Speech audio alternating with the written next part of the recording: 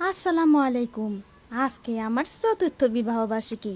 এই জন্য আমার জ্ঞাতি গোষ্ঠীর লোকেরা একত্রিত হয়েছে আমার চতুর্থ বিবাহ বার্ষিকী উদযাপন করার জন্যে।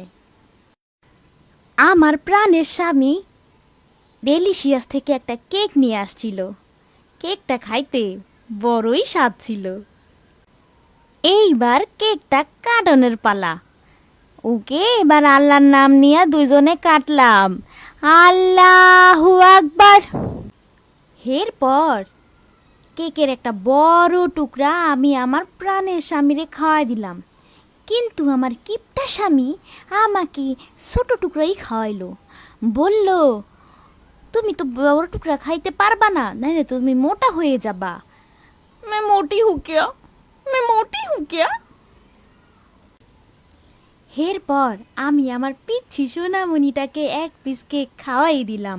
আমার বিবাহের সময় সে ছিল না বলে তাকে মিষ্টি মুখ করাইতে পারি নাই, তো তাই।